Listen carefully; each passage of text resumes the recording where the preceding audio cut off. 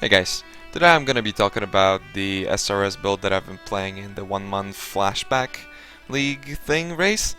We did pretty well. I ended up dying at position 2 at level 94 due to some heavy desync, but that's whatever. A lot of people were interested in the character, so I'm gonna talk about it. I already re-rolled because I felt like I never reached the full potential of the build because I didn't have a 6 link and I didn't have a level 21 SRS and all that stuff. You know, my RNG was kinda good, kinda bad, but you know, nobody cares about that. But on this character we do have a 6 link, so I will definitely be doing a follow-up on this character if I manage to survive. I am still racing.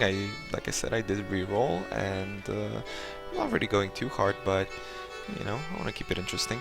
So yeah, let's talk about the character. I'm gonna talk about the basic ideas, some of the things that make this character or this build a little bit different to other SRS builds. Granted, you know, SRS is SRS, so don't expect too much craziness. But I'm also gonna talk about leveling and some frequently asked questions. So maybe let's start off with the general build. This is my build so far. I am level 87. Actually, you know what? A better idea, I think, is to show you on the skill tree calculator. Let me just turn it on. Let me just move it over here and enable this. Alright. I hope you enjoyed the music, by the way. Grizzly Hills is like my favorite WoW soundtrack. Whatever. Okay. So, this is how most of your guys' build is gonna look. This is strictly a character meant for you know, mapping, speed leveling, racing, whatever. Doing it 0 or something like that, the skill tree would look a lot different. But this is what we went with, and I'll explain some of the choices. As you can see, we like heavily spec into cast speed. I think cast speed is amazing. I'm gonna talk about duration a little bit in this skill tree because it's the skill tree is like more for the average guy who maps. I know it's 119 points, but you can spec out of the cast speed or you can spec out of the life notes. You've got, you know, a ton of choices. I spec'd into the life notes first because this isn't a hardcore race and the race is quite difficult. So the cast speed nodes are left for last for me. And yeah. So this is the general look of, if you don't really have a 21 SRS and a 6 link, you know, plus 3 staff, this is what you would go with. If you do have those things, in my opinion, these duration nodes are overrated and you can do other things. I've explained this many times about how I treat duration. I just prefer to treat movement speed and pure damage. Once you get to a level where you have enough pure damage, duration just doesn't work well enough in high level maps because the space between the packs is too high for the SRSs to actually travel.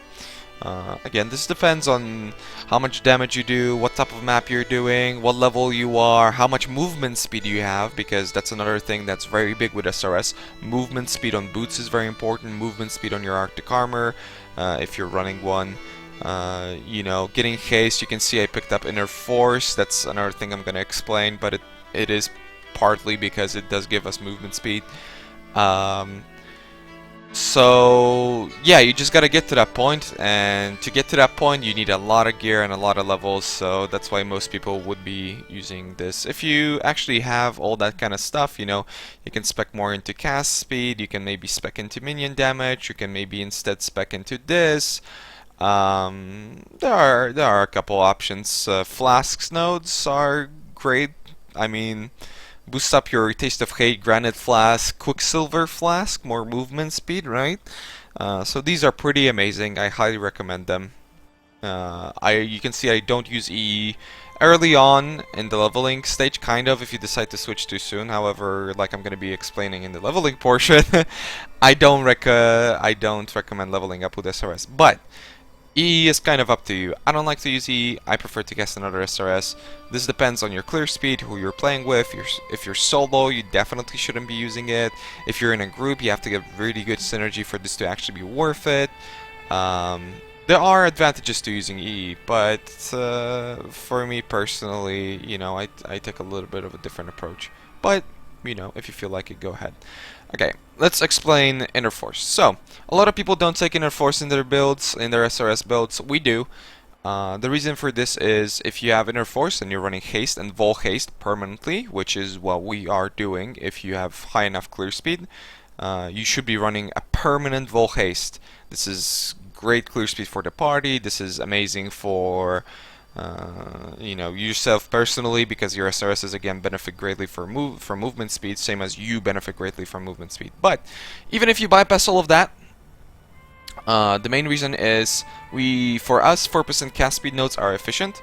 Cast speed is very underrated, I feel like, on SRS, especially when speed clearing. And inner force for every node, essentially, with haste and vol haste, gives us 3.99% cast speed or something like that. So essentially 4% cast speed. On top of it, it boosts up our clarity and our Arctic armor. What this means is that if you have any sort of mana problems, because maybe you're using that 6-link or whatever, this will help you out greatly, because as long as you can run the Arctic armor, you basically have more mana regen when standing around. So with vol haste, it just gives you more mana. And the movement speed is a huge factor. It doesn't give a lot of movement speed, I don't quite remember the numbers, but anything helps, honestly. Like, I recommend, you know, investing into proper at least 25 movement speed boots. I'm looking, this character is only 2 days old, by the way, like literally 2 days, so I'm looking into replacing some of my gear. I'm gonna explain that in a little bit, but I highly recommend you get a quality Arctic armor wherever you can. Give movement speed. Positioning yourself well and not overcasting due to that with SRS is crucial for great clear speed. Treat movement speed as if it's duration. Treat the way you move around your character as if it's duration. That's why I find this to be overrated, right? Like I've said before. Okay. The next thing. Okay, let's maybe get into the leveling, because and maybe before I forget, the bandits are Help Oak, Kill a Lyra, Kill Oak. You can Help Oak in Merciless, possibly, but you know, with the duration nodes, your Immortal Call is so long already, you don't really need it. You're most likely going to be overcasting over endurance charges and all that stuff, so it really is not that beneficial. Alira gives us 4% cast speed on Cruel. We kind of care about that if we get to that stage, because we can later on respec into it, but Kill Alira simply because you're gonna need a lot of flexible points mid-game to like early end game. So it's just better to have that flexibility. You do take cast speed very late into the build, around the level 90s. So just keep that in mind, that it's better to have a free point that you can move around, as opposite to the 4% cast speed that you can never do anything with unless you respec. Okay, let's get into leveling, because a lot of people have been asking me about leveling. Some people saw that on my reroll I essentially got like level 60 in 4 hours or something. You know, I try and race a little bit, so I do have some knowledge in that department, but mostly it was gear, you know, a tiny little bit of help from friends with waypoints and stuff like that, which I think it's over exaggerated on how much that actually helps on a proper character, but it does help. But I'll explain exactly what we do. This is pretty basic racing stuff. As long as you've ever raced and have like a basic idea, this is all going to be working for you. Let me just replay this music.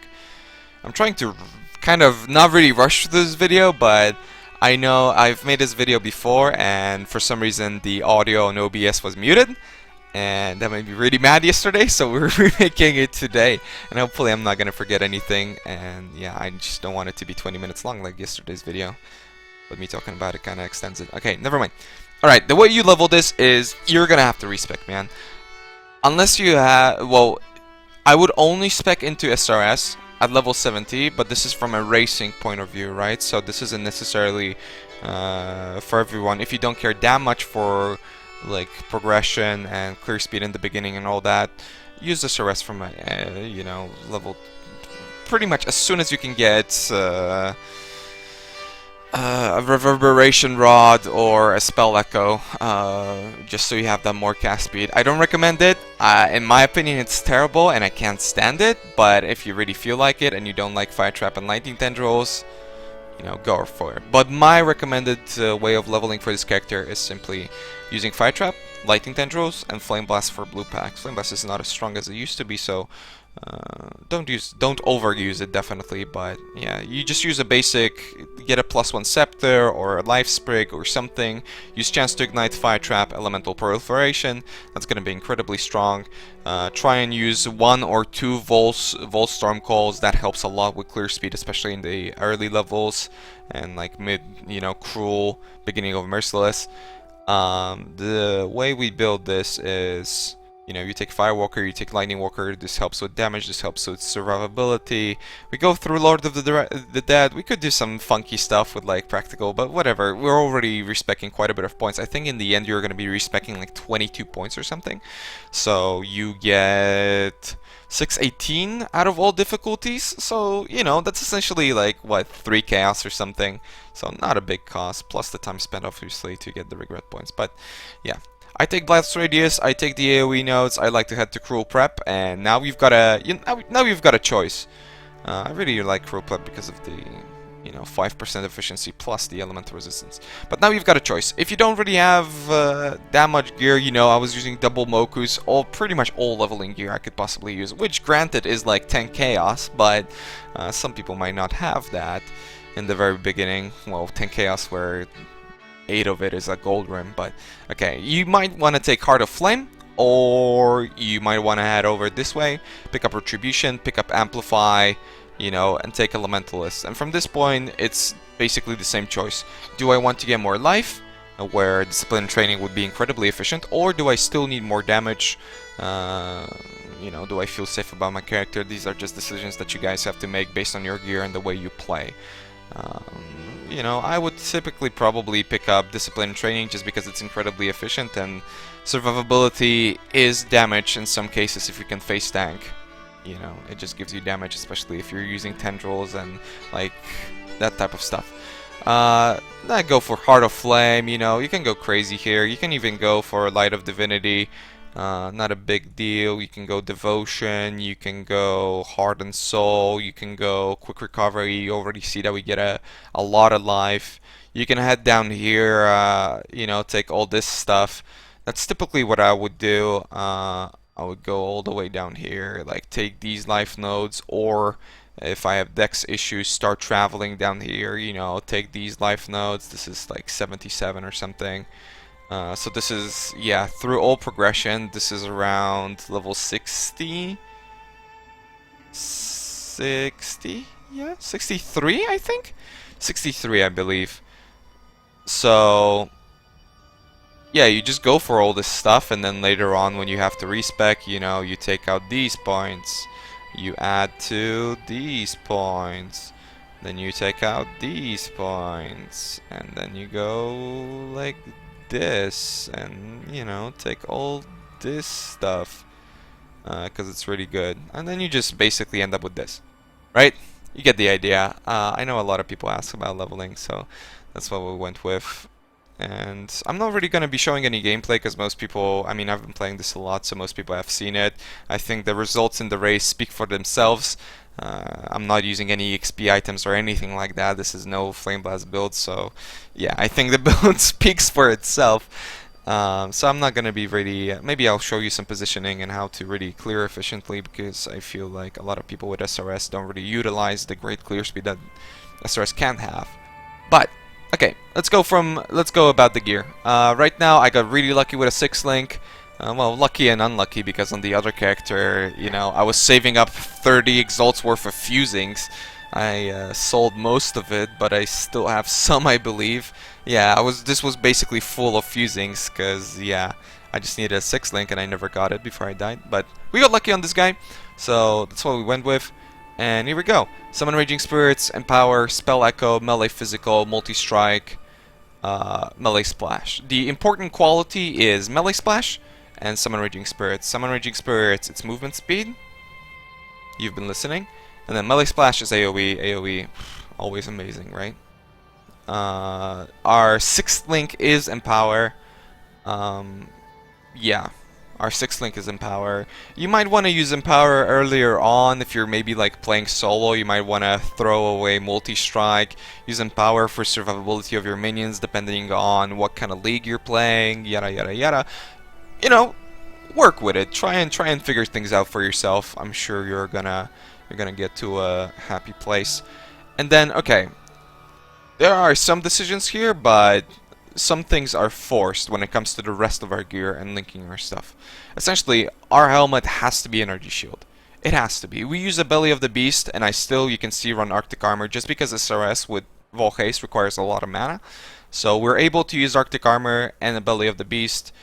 You know, we get like 6k life. On the other 94 character with mediocre gear as well, I had 6.5k life. So you get a lot of life, you get Arctic Armor, you get the SRS is soaking up the damage, so it's a lot of survivability. But let's go over the links. You have to have Energy Shield if you feel like your reduced mana is too low, like my reduced manas are too low. You know, get these points, and as you get better gear, and as you get more levels, and as your reduced mana levels up, you will be speccing out of reduced mana reservation. You want to take them just so you're able to actually cast SRS and sustain it and never have mana issues. And yeah, that's incredibly important. But okay, here we go. Our setup for our helmet is haste, reduced mana, clarity, and summon raging spirits. Well, summon raging spirits is not a necessity. I would recommend using a curse here. Elemental weakness is the curse to use. I'm just leveling another gem because oh dear died with my elemental weakness. So that's pretty sad days. But it doesn't matter too much. Okay, so yeah, this is what. Basically, this would be a curse. You can do whatever you want with this. Put it in different spots depending on what requirement your gear is. But yeah, that's that. The other setup is Enduring Cry, increased duration, Immortal Call, cast when damage taken. Your standard setup. The level of your cast when damage taken is going to be dependent on the amount of life. Simply because I keep saying that. You can see that it blocks a, well, it doesn't block. It takes a amount of damage, in our case 1220 damage, and then it procs the Enduring Cry and it procs the Immortal Call. What's really important to keep in mind about this, and what a lot of people forget when they keep the gem at level 1, is that you're not only taking physical damage most of the time. And if you take physical damage, nothing happens. But if you take elemental damage when your Immortal Call is up, and you take over 1220 damage, your Immortal Call is going to trigger again. Your Enduring Cry is going to try to trigger, but Enduring Cry has a 4-second cooldown, so you're not going to get any endurance charges. So this new, fresh Immortal Call without any endurance charges is going to take over the other one, and that might result in your rip. I mean, you're not going to have any Fizz mitigation. So just keep that in mind, try and work with this. I really like having my casting damage taken at this level, but maybe if I manage to get to like 7k life, I'm maybe gonna level it up to 20? I'm not exactly sure. We shall see, depending on the mods. Like there's a lot of factor. You just have to tweak this and work it out. There's something important that I wanted to say. Oh yeah, and the duration of this is obviously hella long because we are using increased duration gem.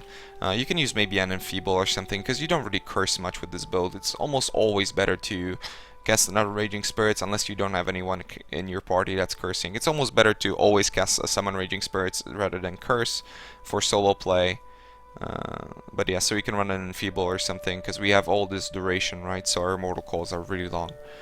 Alright, so you can put this anywhere, remember. I like having it in my belly because that's like the only option that I've got. Because my other gear is evasion and invasion, right? So getting 4 off would be terrible. You have to get at least 2 off every single time, essentially. But yeah, Arctic Armor, reduced mana, hatred, and generosity.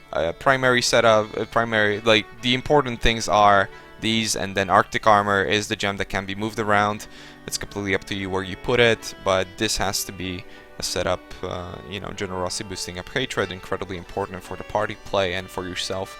I play with Noogie, he plays a Shockwave Totem build, so this boosts his damage so much. That's why... Oh yeah, and quality and auras are very, very cheap and very, very good, so I highly recommend it because you treat your stuff like... it's a... like a dot, so you're often going to be moving out of the range. God damn it, 20-minute video. I'm so sorry. Okay, but I'm trying to go over all these things so people, you know... I'm trying, guys. Alright, so very, very important quality and very cheap. So I highly recommend you get quality, especially on Generosity. That shit is amazing. 40%, you know, increased aura radius with 20 quality. Just perfect. Alright, the other setup is Vol Haste, increased duration, Vol Haste. And these are our primary gems for this setup. And then there's Flesh Offering. I like to use Flesh Offering attached to this because of increased duration. This really helps it out. It helps us out. We don't have to cast this over and over. And yeah, the less you cast of anything else, the more SRS you've got. So you're doing more damage. And yeah, it's just basic gear. I mean, crappy belt, crappy ring, crappy amulet. The thing that I recommend for gearing is get dexterity, life, and resist as much as you possibly can on your gloves and boots, because you don't want to be getting that stuff on jewelry other than maybe a base dexterity on your amulet. You're gonna need a lot of dexterity because Vol Haste, you can see that I'm 148 and I need 148 at level, you know, at level 19 Vol Haste. You need a lot of dexterity, right? So you want to get that on your stuff over here. So yeah, life, resist, and dexterity on your boots. You want dexterity, life, and then resists and movement speed. Very, very crucial movement speed, 25 and above. And the reason why we want to get dex here is because everything we get basically in our jewelry is suffixes other than maximum life. So you want to have some mana regen. Later on, you don't have to have mana regen on any piece of your gear. If you just get to that level, if you're using Inner Force, yada yada yada. But it takes some time. My character is 87 and I'm not there yet, so I have mana regen on my regeneration. Later on, mana regen will be replaced by cast speed, which is, again, very, very big. But all of this is a suffix. The resistor is a suffix, the mana regen is a suffix, the cast speed is a suffix, you know, some random mods, all that stuff. So you really want to focus on that. You can see the same thing is applied here, right? You want to get some maybe mana that's gonna help you out early on running auras and all that good stuff. You know. You can obviously, if you don't have the gear, you can also spec into agility. I would say the gearing up is very annoying, but it's not really expensive at all. So it doesn't. This build is, I would say, rather budgety. I really like. Well, let's go over the amulet and then I'm gonna explain it. So yeah, cast speed, max life, some cold res. You can see that all this gear basically sucks, guys. So you don't need a lot to get this going. You don't need a lot to get this started. Just make sure to get cast speed on your amulet because 13 cast speed is a lot. And yeah, your staff should be a +1, +2 if you can get it. If you can't get it, just get a +2 with an open suffix so that you can apply cast speed. Your helmet, again, focus heavily on energy shield, life, and then some resists.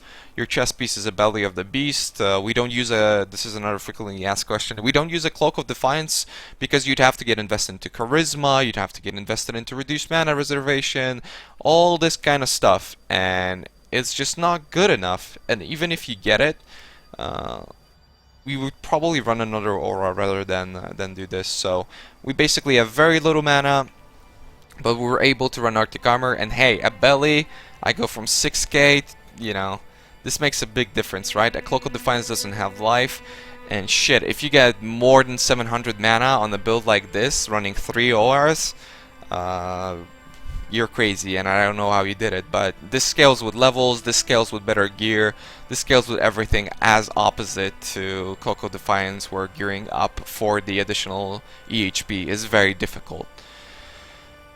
I was supposed to explain something, and I already forgot. Yeah, whatever. Let's go over the flasks. Bubbling Hollow Life Flask of Grounding, so shock removal, instant flask of bleed removal, very important. Granite, if you can get a taste of hate, get a taste of hate. There's none available on this league, so I can't buy one. I like to use a ruby. You can use any resist flask here, and then make sure to get a warding on it. And then I use, for clear speed, a adrenaline flask. Quicker recovery would be more optimal. The extra charges are not that big of a deal. But yeah, I totally forgot what I was supposed to talk about. But whatever. Let's get into, like, this isn't in any way to show the strength of the character or something, because I've seen comments like that where it's like, dude, what, you go to docs to show how strong your character is. No, I'm showing you the basic idea how you're supposed to play this so that you play it efficiently. So what a lot of people do is they do this. They stand there and they cast SRS, and then they cast, and they're like, oh, okay, the pack is dead. Let's move forward and like use a flesh offering, right? Okay, more mobs. Cast SRS. Okay, there's some upcoming. Let's keep casting. All right, okay, it's safe. Let's go. You don't want to be playing like that ever. What you want to do is basically treat this like a dot. So you cast a couple SRSs. You keep constantly on the move so that they connect between packs. You keep them at the edge of your screen so that your auras affect them and you can see loot drops. And you constantly move, right? Constantly reposition. Again, keep in mind, movement speed is duration. So you can get it going a little bit further, you know, a little bit more. Then you get Flesh Offering going. Then all this stuff. You can see how fast these SRSs really get. And yeah. You just constantly see how they follow me. You just constantly keep it moving. Never stand and cast. This makes it a little bit riskier, but with a little bit positioning and game knowledge, you're going to be able to definitely keep your character alive. And yeah, honestly, that's pretty much it. This was supposed to be a shorter video than 20 minutes. It's 25. Great job. And I forgot something too. God damn it. All right, whatever. If you have any questions, feel free to tune into the live stream. Feel free to maybe leave a comment under the video, and that way I can get back to you. Yeah, I'm going to be playing this build for a while, unless I rip. But hopefully I'm not going to rip anymore. But I'm going to be playing this build for a while. So again, if you have any questions, just make sure to leave them somewhere, and I will be sure to respond to you either on the live stream or the video itself. But yeah, have fun, guys. Thank you very much for tuning in. Hope to see you on the live stream for the 5th time, and goodbye.